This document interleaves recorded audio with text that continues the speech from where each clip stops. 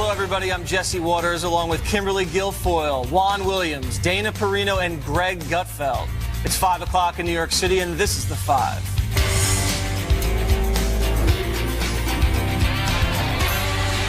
It's only Tuesday, but President Trump, like only he can, has managed to send the media and Democrats into an absolute frenzy.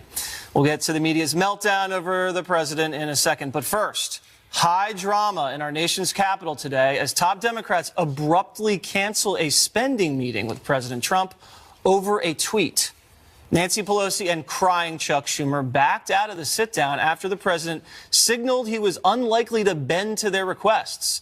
He'd written that they want illegal immigrants flooding into our country unchecked, are weak on crime, and want to substantially raise taxes. I don't see a deal. That set off the libs.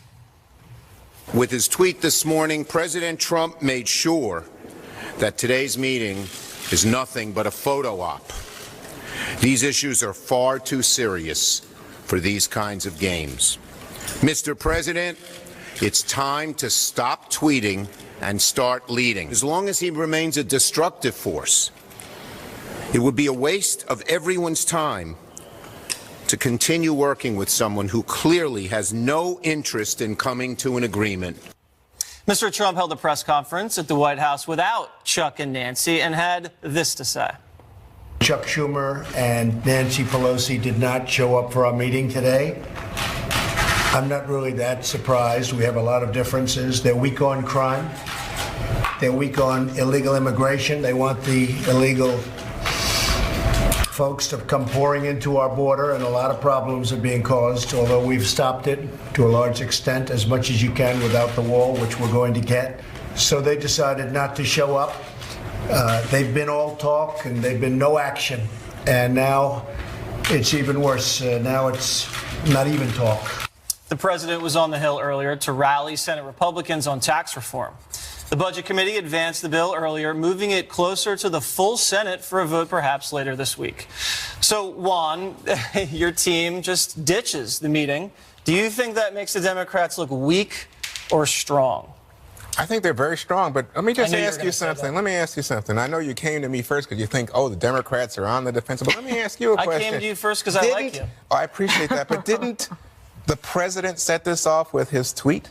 So they were too sensitive to read a tweet and go to the meeting? No, I can read a tweet, but the guy said, I don't see a deal. So why come, unless you just come in to have a picture with me? So they don't want a deal, the Democrats? No, they want the government to get shut down? They don't want to have a meeting where they are positioned as begging the president, oh, Mr. President, oh, we're so sorry. Oh, Mr. President, what do you have to offer? Can we make... That's putting yourself at a disadvantage. The Democrats gain the upper hand, you're saying, by leaving the meeting. I think they say, let's have a fair, level playing field. Let's come into this with good intentions, good faith negotiations. Do you see it that way, Dana? No, I think they should have responded by saying, we got what we wanted last time. We'll see you at 3. Ooh. Because why not go? I mean, because they actually did. And the president was like, I agree with Chuck and Nancy. And the Republicans had to scurry back and try to figure out how to cobble together something that got us to this place where now, a week from Friday, the government is set to shut down. So I think that they could have responded in a different way. Do you think this is just Trump's opening bid? You know, you're saying, Kimberly, I don't see a deal, but eventually they're going to have to get a deal. Yeah, I mean, look, wouldn't it be nice if everyone could just work together cooperatively to a common good instead of a lot of the political gamesmanship? I don't know, maybe one morning I'll wake up and that'll happen, but not today and probably not tomorrow or for the rest of the week. Nevertheless, you know, hope springs eternal. This is part of his strategy and his tactic and the way that he communicates and tries to negotiate as a businessman, a non-traditional politician, with the other side. And he's trying to push him a little bit, expose him, call them out in the hopes that some of that public pressure will bring them closer towards what he wants and a deal coming to fruition. I don't know if it's going to work because they're old school politicians. He's old school business. So it's a little bit two different worlds. It's almost like speaking, communicating, operating in different languages. But so far he's been able to get a little bit of what he wants on this. But he's up against two, formidable opponents that have been around the block quite a few times. Been around the swamp, right, Gutfeld? Yeah. I don't know. From now on, let's just call them Chancy. Chuck and Nancy. Saves a lot of time. True. you should meet with the guy. He is I the agree, president. I mean, even if it's like they'll meet with anybody. I suppose if he showed up in his boxers and grabbed butts, they'd show up. Oh, wow. Well, I mean, they're right behind Al Franken and John Conyers. They should actually meet with President Trump, is my point. The best part about that Trump's press conference was sitting there with the two empty place seats. That was classic. Because that was like an image is worth everything. And him sitting there and there's the empty seats. It's basically saying Right they there. didn't show up for work. Look, I am here. I am here to work. They didn't show up. They're out playing hooky. That's a smart move. Let me go right back at you, Gutfeld, Yeah. because the media totally lost it. I'm not going to say melted down because you've banned that phrase. I did. Over a number of things, one of those being the Pocahontas comment. How do you feel about that? Well, I think, you know what? People hate context. Pocahontas, in this context, is not derogatory to Native Americans. It's a smear is when you are derogatory, when you use a term to be derogatory and basically say they're a lesser person. This is actually the opposite. What he's basically saying, here's a metaphor. You're playing golf and your buddy slices it into the woods and you say, "Nice shot, Tiger." What you're saying is that Tiger is a superior golfer and you're not Tiger Woods. When Pocahontas is basically saying, Liz Warren, you're no Pocahontas. You pretended Oh you pretended to be a Native American, but you're crazy. not a Native American. These are Native Americans. You're an imposter. It would be like watching Chris Cuomo. The media will understand this. Chris Cuomo on CNN and watch him babble incoherently, and you just go, "Good job, Cronkite."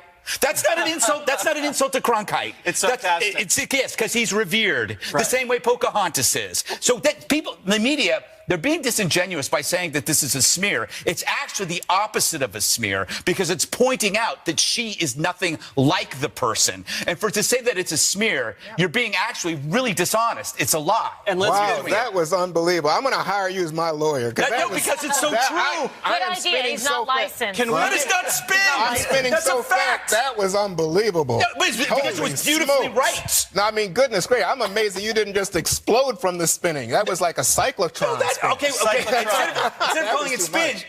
I'll point out where it's false, and then I'll agree with you. But there's nothing false in what I excuse me, said.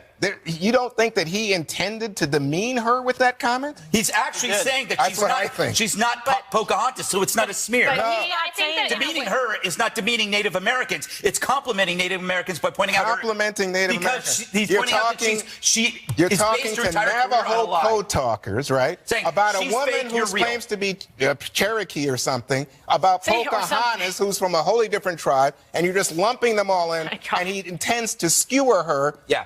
I don't think there's any. So that's why Not a ra- it's not a I racist think you smear. put me in the cyclotron. I think you that pull one. it way back, and this is not an issue of racism; it's Yeah. an issue of character. And the Democrats could say you're of bad character because you did this in front of the Navajo code talkers, and this was an event for Right. them, and it got hijacked by this issue. Or you could say it's an issue about character because in order to advance her career, when she went to Harvard, she said, "Oh yeah, I'm going to check the box here." Gets in, gets tenure, and then doesn't do that anymore. That is an issue of character. It's not one of race.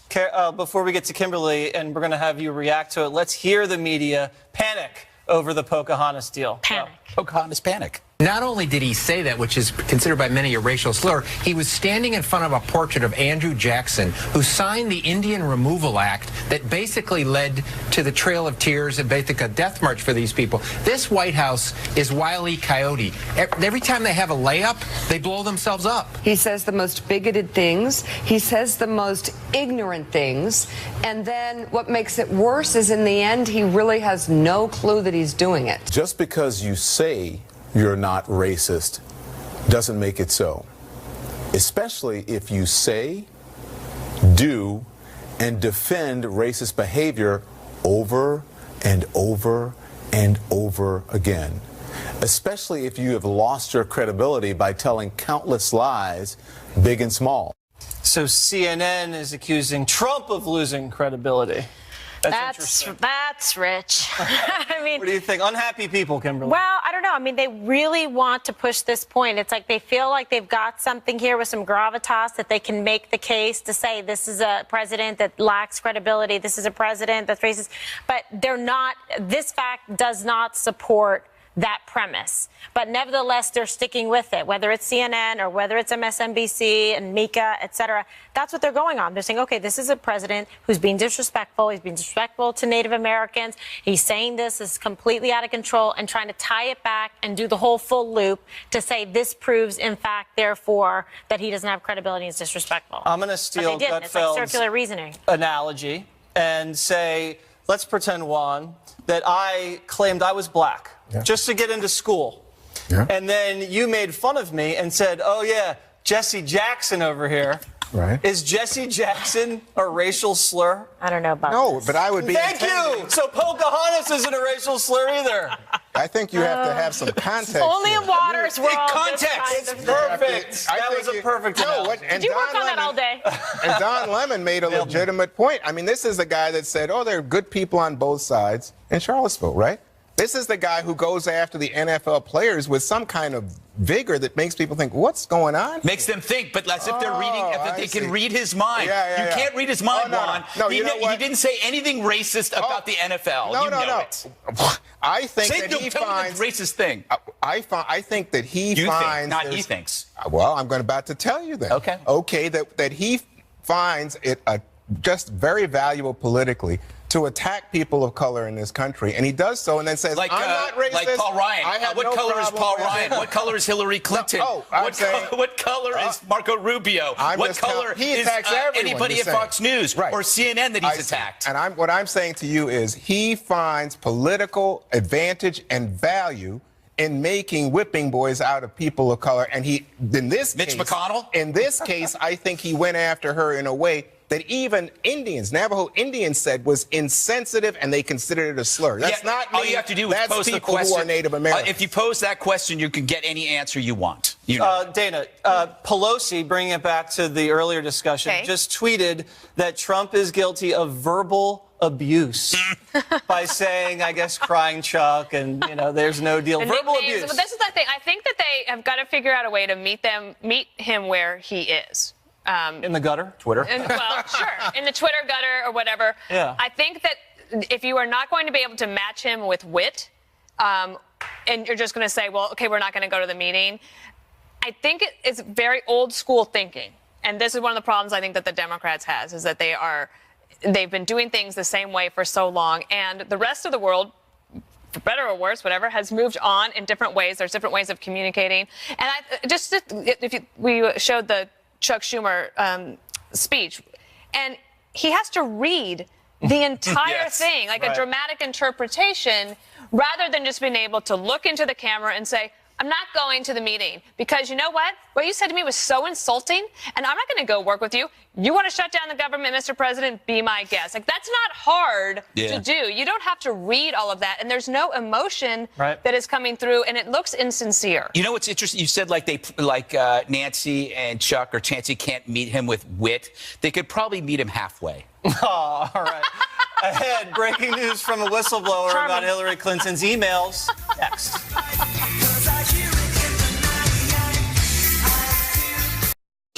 So putting lives at risk. Absolutely. Sources and methods, lives, operations. A former watchdog for the intel community under President Obama warning about the serious consequences for our country had any of the top secret info on Hillary Clinton's private server been exposed. In an exclusive interview with Fox's Catherine Herridge, Charles McCullough alleges he was targeted by the Clinton campaign and even some government officials for sounding the alarm about the server in January 2016. McCullough says he was told if Hillary wins the White House, he's out of a job. All of a sudden, I became a shill of the right. I was told by members of Congress, be careful, you're losing your credibility. There are people out to get you. I was told that we would be the first two to be fired with her administration, that was definitely going to happen. Is that how it's supposed to be? No, I was, in this context, a whistleblower. I was explaining to Congress, I was doing exactly what they had expected me to do, and all of a sudden, I was the enemy. And just bear with me. I want to play this soundbite from him. When he talks about there was an effort to actually mislead the public about the emails. Listen. Was there an effort to deliberately mislead the public about the classified emails? Absolutely. There was an effort certainly on the part of the campaign to mislead people into thinking that there was nothing to see here. A lot of people in the intel community spend a lot of time keeping secrets secret. And to sort of inject that sense of confusion into people, I don't think was altogether responsible. So McCullough, Jesse, was a guy that was unanimously confirmed by the Senate in 2011. And people that have these jobs as an inspector general are usually pretty upstanding citizens. And for this to come out now, one, I'm interested in what you think about the timing of it. And also, maybe we're finally going to get some more answers about what was actually happening behind the scenes. Hopefully. It bothers me when career civil servants, watchdog, they're just pointing the fingers independently at Democrats, and then they're labeled by Democrats as right-wingers who are colluding with congressional Republicans. That really upsets me. And the timing of this is also suspicious because I believe a lot of these things, this specifically, we wouldn't have heard about if Hillary Clinton was elected president. Everybody assumed Hillary was going to be president, so things like, I believe, Uranium One, or the fake dossier, even the unmasking, potentially the Harvey Weinstein revelations may not have even seen the light of day.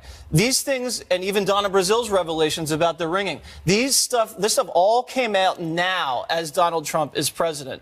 And the Obama administration has a history of cracking down on whistleblowers. You know, these ATF officials with Fast and the Furious, they were gagged. The Benghazi military contractors, they had to sign non-disclosure agreements. We've seen people at the IRS retire early. The VA guy who blew the whistle on that scandal, he was harassed. He was made to do, ridiculous little work in the corner office and punished for blowing the whistle there. And we all know how the Obama administration treated the press. James Rosen had his emails looked at and was accused of being some sort of co-conspirator. So, I don't like any of this. It just shows you how corrupt yet self-righteous the Obama administration was about being not corrupt. And then yesterday, Kimberly, Brian Fallon, who was the spokesperson for the Clinton campaign, he tweeted that, remember that inspector general who first urged the FBI to open Clinton email probe?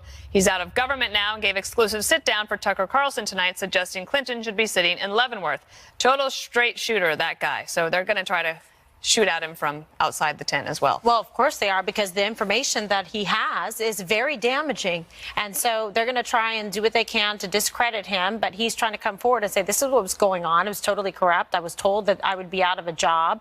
But nevertheless, he went ahead to try to, tell the truth and be transparent and be forthright. He can speak now from a position more of strength, whereas before he was in a position of, vulnerability. So this is the exact kind of corruption and problems and inside dealing in Washington and in politics that people have found abhorrent in this country, and covering up and trying to make it an easy, clear the path for Hillary Clinton to go ahead and become, president. It just shows the level of collusion, really, to work on her behalf to achieve a desired goal for the Oval for her. Juan, I think that you're disagreeing. You see it differently. Oh, do I ever? Collusion. The Russians must be involved. Hillary was with the Russians, right? Oh, no. Listen, this guy, really, this is so interesting to me.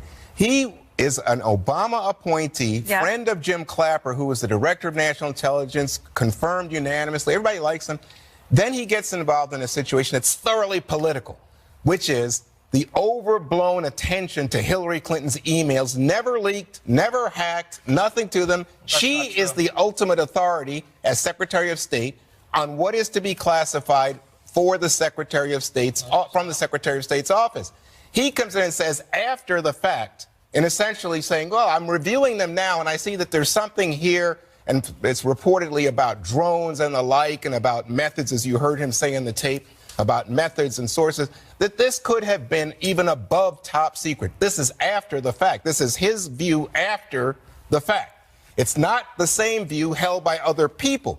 So now he comes forward and says, hey, guess what? People on the Congress said to me, hey, they're going to be shooting at you. Yeah, geez, guess what? This is politics. It was a political campaign in which Republicans overblew the whole email issue with the help of the Russians, speaking about collusion, and turned it into something to beat Hillary Clinton about the head for. But, Greg, what I see in this is that actually the campaign must have been, or the Democrats must have been more worried about her emails than they let on at the time. You know how? Here's the irony of this.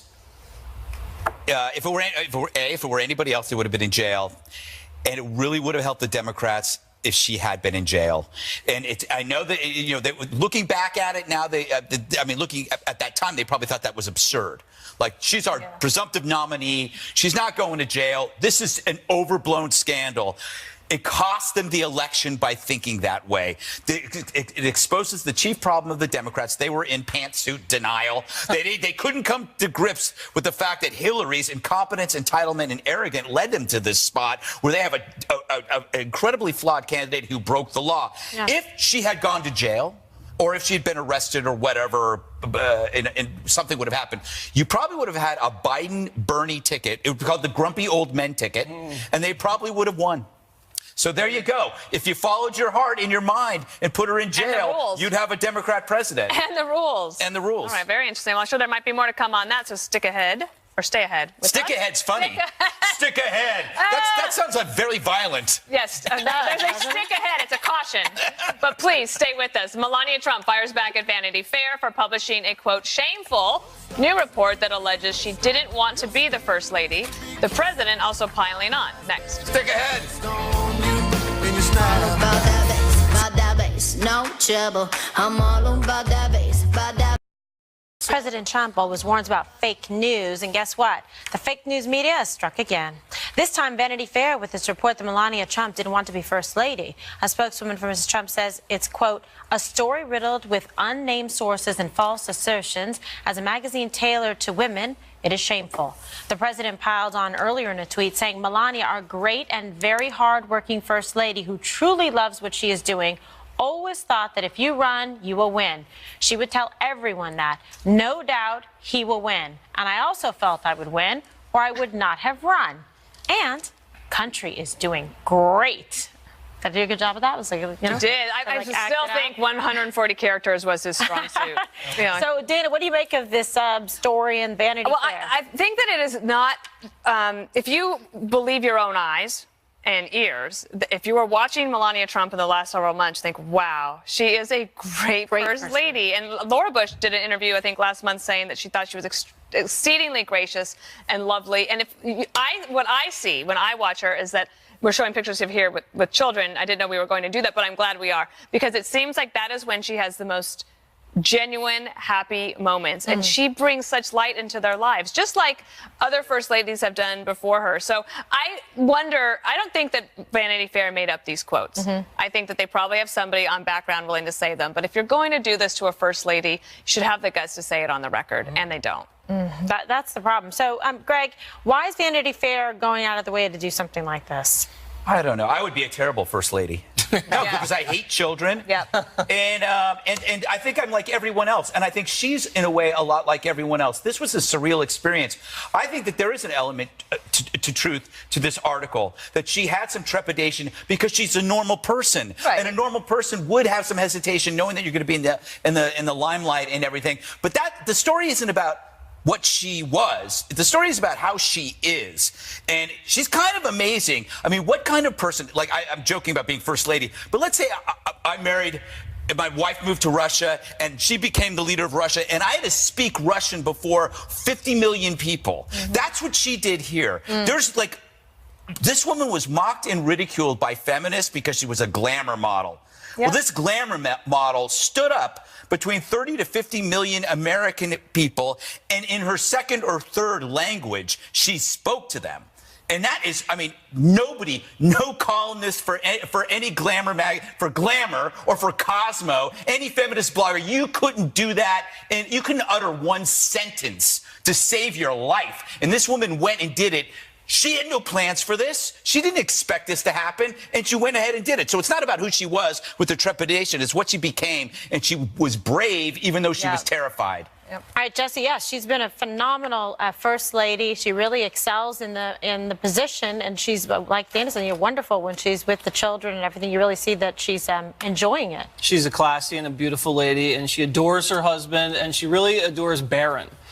She's a great mom. And when she goes abroad, I think she shines an excellent image to the world. She dazzled the Europeans. I think she stole the show when she was with the Pope. When she was over in China, the youth of China, they idolize her. And I think she's a very classy and striking and elegant and graceful fashion icon and woman that a lot of people look up to. And the president relies on her counsel. He trusts her. She trusts him. And she's an immigrant who knows 5 languages. And for Vanity Fair, we should call them Vanity Unfair, to attack her and put so much negativity, Greg, like that one, into something like this just to sell these magazines is so wrong. And they've always hated the Trumps. The Vanity Fair started the whole small hands deal with the president. Vanity Fair went after her shoes when she went to the hurricane zone. Yep. I think Vanity Fair also said the Trump Grill over at Trump Tower was the worst restaurant in America. So But they don't the like the Ivanka Trumps salad's at all. delicious. Yeah, the taco bowl. So good, It's yeah. great. Taco bowl. All right, so what's wrong with Vanity Unfair? Stick with the name, Jeff. Well, I mean, gosh, there's so much buttering up going on here in this pan. I don't know. It's getting a little greasy, oily in here. You guys are flattering Pass the bread. Mrs. Yeah, I mean, I don't know what's going on, but I don't We think never did that with Michelle Obama, did we? No, you didn't. In fact, people, Everybody did. I remember. Oh, not everybody. Not at this network. She brother. never Wait, had give me one example. One example. I'm not, but I will say You don't this need an about this example, right? story. You're a I liberal. can't. But I'm going to tell you something. There is a difference. I mean, even Dana says, oh, she's a great first lady like Laura Bush. Let me tell you, Laura Bush worked hard at this job. Laura Bush, Michelle Obama, they had twice the staff that we see here with Mrs. Trump. she's not a hard working worker. harder. Let me finish, Doing guys. more with so less. you got it, and you must remember a situation here, which is that she stayed in New York because of Barron and his school for a long time, not out there in the way that Laura Bush or Michelle Obama was. Not that kind of public personality, not that kind of person who is leading people through the White House. Remember the White House stories? I think this is a cheap East Wing shot. office. It's not cheap. Yeah, it is. I mean, it clearly what you're hearing here, and I don't think these quotes are made up, is that she was, as you said, an ordinary person who thought, gosh, this glare of publicity and secret security details, it's a lot. She wasn't comfortable. Why do you have to condemn or to now you guys butter her up for this? Not butting her up. I got to defend. I agreed and said exactly what you said, that a normal person in extraordinary circumstances. Buttering her up that's not saying that here's somebody who stood before millions of people and spoke I like a second that or third point. language. I think your point's legit, but I'm saying, look, the fact is this is not somebody who was accustomed to American public life. I don't Of course. Not somebody who has come forward and done an astounding job as first lady. She's absolutely, What? Jesse, beautiful woman, all that I think kind of she's stuff. done an amazing But job. She's goodness more gracious. than risen to the occasion, and I don't know why you have to besmirch her. I'm not say that besmirching. she I'm didn't- just saying be She real. didn't do an Let's astounding be job honest. with other Lazy people. one. Oh, yeah, that's what I did. You did. Oh, And she has she's half- not a hard worker. And she has oh, yeah, half that's the what I said. staff. That's- oh, yeah, so she's for sure. doing more Every with first less lady gets to choose on our tax how dollars, much they which is want nice. to do. And I think that, for example, the one thing we didn't mention is that from a policy perspective, she took on the opiate crisis as the one that she wants to work I on. thought she was doing cyberbullying. She has that one as well, but she was Hardworking. she went to the first. Remember when before the president gave the speech in the East Room? I know we got to go. I could go on, but I think that Juan, I'm going to have to disagree with you. All right. Well, indeed. Ahead, one of President Trump's loudest haters has now decided he has nothing left to say. Keith Olbermann giving Americans a lot more to be thankful for post-Thanksgiving. Next.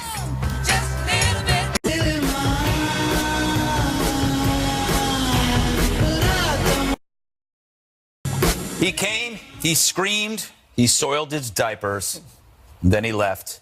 It's a sad day for America. Keith Olbermann says goodbye. I am retiring from political commentary in all media venues. Thank you for all the kind words and all the support. Now, I don't recall anyone giving kind words or support. Right. We just observed his tantrums, which embarrassed those who indulged him.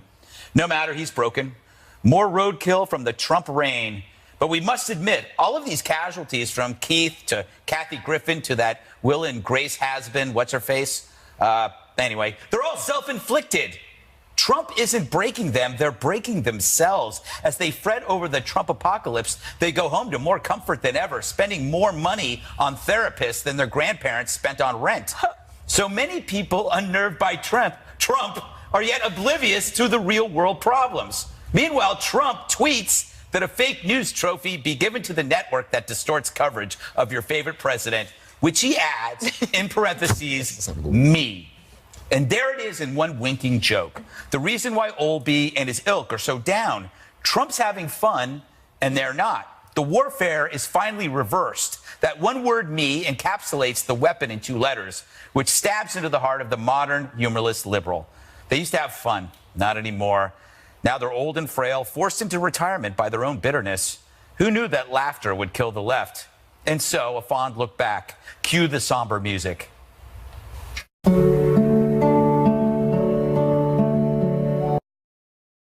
Beholden to scum, Russian scum. You must atone not merely because the man you support is a pig, and you must now do what is right. Donald Trump in the office of president reduces the chance that we will have any future elections. Have fun storming the castle. My work here is done. In lieu of flowers, please send donations to the Research for the Prevention of Irrational Outrage. All right, Jesse, is he really gone, or when will he be back? I didn't know you could retire from screaming in a basement. But, and just, I don't know if the audience knows this. Remember those people outside the window banging, trying to give someone a trophy? I think we handled it so well that nobody knew it. Well, the people that were handing the fake news trophy, that apparently was for me. Yeah, I didn't accept. The security guard said that was for me. I don't want it. But they almost broke the glass. Yeah, they were banging. Right. Yeah, okay. Apparently that was for me. I thought they were supporters. No, they were not. No, just because they had suits on. Yeah. Everybody in a suit loves Water's World. He says that he's retiring because he thinks that President Trump's going to be impeached and his work is done. Yeah. He lives for humiliating Republicans. He spent the entire Bush term rooting for President Bush's impeachment, and now he's not going to dance on Trump's grave when he's impeached. Maybe he gave up. I'm not buying it. The guy's talented. He had a nice run at ESPN, but it's over, and I hope Trump gives him a little tweet and says goodbye. Do you know, Dana, that's like me saying I'm going to retire from needlepoint. You know, because I think I'm done with it. It's like he's retiring from something that nobody really cares about. Except for seeing clips of it on this show, I never was. You know that one time he actually, I know that you probably got this honor too, but I was shocked the time that he declared that I was the worst person in the world. Yes, I got that. How would I be the worst person in the world? A world of like Robert Mugabe, and I'm the worst person in the world. That's pretty disturbing. That's actually a good point, Kimberly, because his problem was he couldn't prioritize, you know, right or wrong. Everything was evil. If you disagreed with him, everybody was evil. So you were as bad as Hitler. Well, I guess we should once again thank President Trump because he's completely driven Keith Olbermann off the edge and into retirement. So once again, making America great again. Eliminating Olbermann. One crazy person at a time. You know, Juan, I hope he never does this to you. I hope that you don't leave because Trump drives you crazy. He does drive me crazy. But I must say, I don't get it. He has this trophy. I didn't know that they wanted you for the trophy. I was worried they're coming after me. But I'm saying, this fake news trophy, the press is the enemy of the American people, and you guys just laugh it off. Oh, this is so funny. Because it's funny. He says it's about me. You say, oh, just so funny. He's just being. I don't think it's funny. And I don't think it's funny when you have Project Veritas and James O'Keefe on the right creating false sting operations against the Washington Post. But that's not in this segment. No, but when you have them doing it, guess what? Trump was a big deal. He gave $10,000 to Project Veritas and O'Keefe. And when they do this to Planned Parenthood or Acorn, the right wing says, oh, this is great. We're going after the mainstream media. When in fact, these guys are the frauds. You know what? We weren't going to do this segment, but I want to respond to that. Joe, this is new for conservatism. O'Keefe is deeply flawed, no question. But this is new. You guys, the left, have been doing this for years. You're really good at it. You have Michael Moore winning Academy Awards from it. You have 60 Minutes, who have pioneered the art of gotcha journalism. The modern conservatives, they're just getting started with this. Wait a minute. You say 60 Minutes, CBS, and Michael Moore do phony sting operations? No. They mastered the art, and also Consumer Reporters mastered the art of sting reporting. They used to show up with a foot microphone into somebody's face. Yeah, but they don't lie. Unlike Jesse, of course. They don't lie and deceive people. I'm not defending. I'm not saying what I'm telling you is that's that a big difference between what I'm telling you is that it's relatively new for the right, but the left has been doing this for years. Maybe they should just do good journalism. I have a solution though. There needs to be a rehab for Trump broken syndrome. Like, remember that celebrity rehab on VH1? Trump broke, and you could have all these celebrities. You have Keith, you could have Kathy Griffin, what's her face from Will and Grace, Snoop Dogg. Do you really not know her name, or are you purposely not? No, she's a has-been. Nobody. I've forgotten her. Will and Grace was funny. It's back on. I know, it's terrible. What is wrong with you? It's the worst show on TV. Hey, Greg, do you ever think you should say, maybe something's off with Trump? Someone's ignoring the teases. You know what? Everybody has something off about themselves. I just happen to be more forgiving. You're forgiving of Trump. Denzel Washington says, don't blame the prison system for crime in black communities. Blame the parents. Next.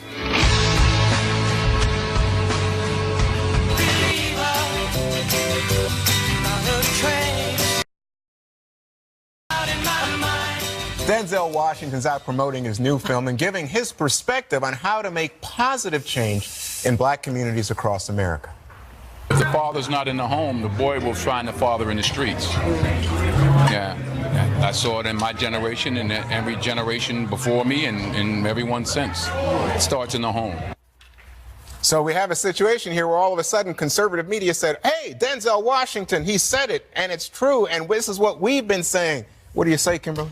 Well, I think that there's obviously, studies that show this, and in terms of seeing it from a prosecutor's perspective and the type of, children that would end up and coming into the juvenile justice system, and many times it was because they were lacking a father figure or a role model or some kind of parental supervision in the home to be a positive and driving force. And what I saw was young people, oftentimes, especially in troubled areas in inner cities, ending up gravitating towards gangs and using those as sort of a surrogacy for the lack of parental and father figure in the home. I don't think there's any question, but now, Jesse, you have the contrary point of view coming from a lot of black leaders who say this is about systemic racism, that if you look at this, black men, 12 times as likely as white men to be in jail for drugs. I think blacks are about 14% of the population, 45% of the jail population in terms of drug crimes.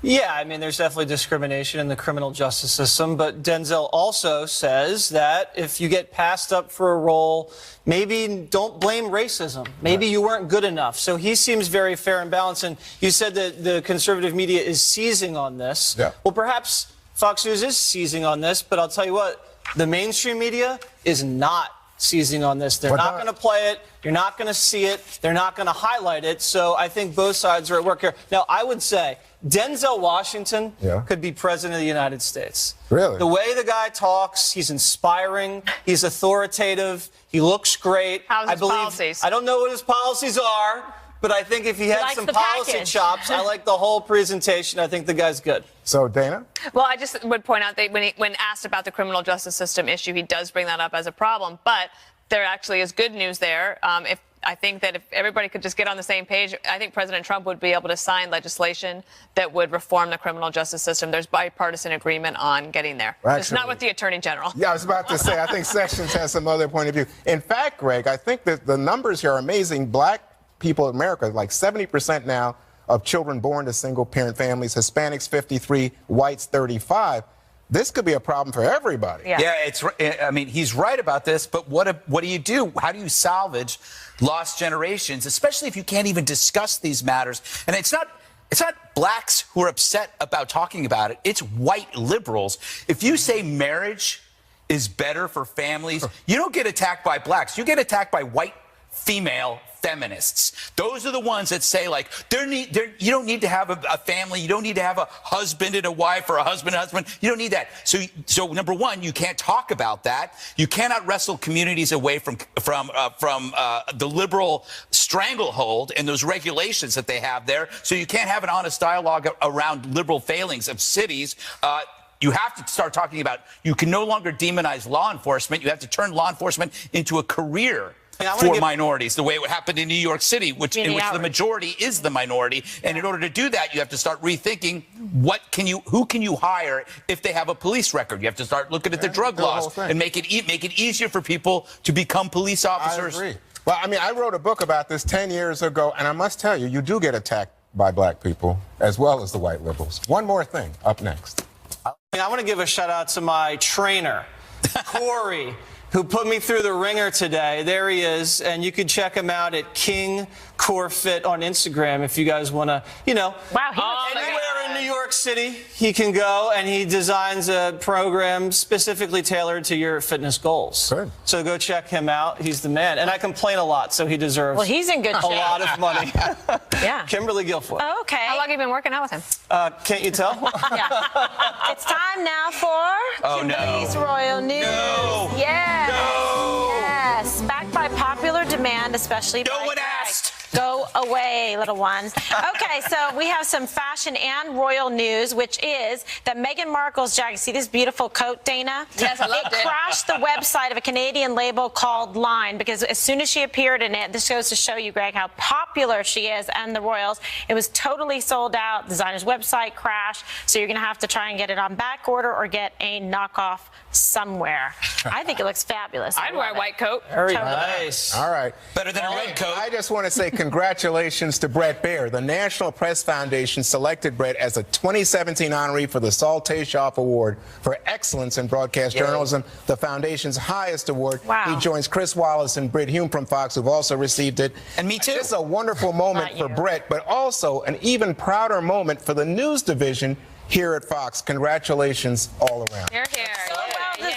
We love Great Brett job. Baer. So He's the never best. miss an episode of The Five. Set your DVRs. Special report is up next. Brett, congratulations. Congrats, Brett. Thanks, guys. I really appreciate it. Thank you very much.